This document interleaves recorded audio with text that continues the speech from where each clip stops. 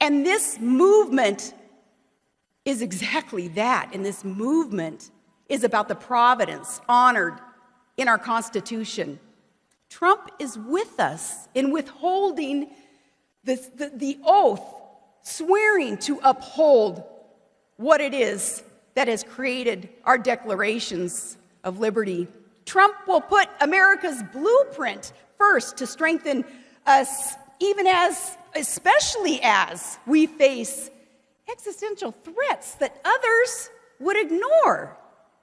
The biggest, most sinister threat, it's Islamic ideology, that is ISIS.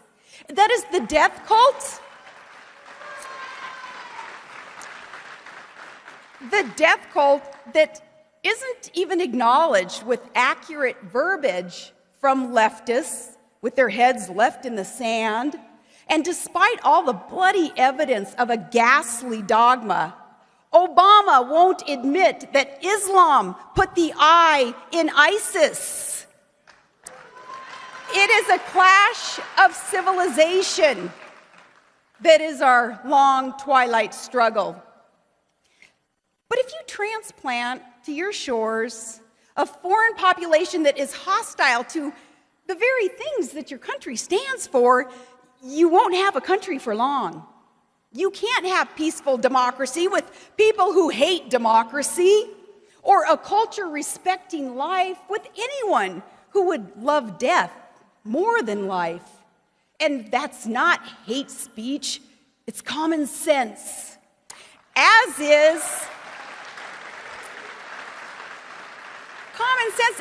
understanding that when someone screams allegiance to Sharia law and screeches Allah Akbar, death to America, he means you and yours. What does the left think that he means? Well, because of all this, the movement grew, with Americans really getting sick and tired of those accusations of being anti-legal immigrant. We are a nation so generous in humanitarianism. We've taken in 6 times more migrants than all of Latin America combined. We look up at Lady Liberty and we read, she is inviting the tired, the poor, the huddled masses.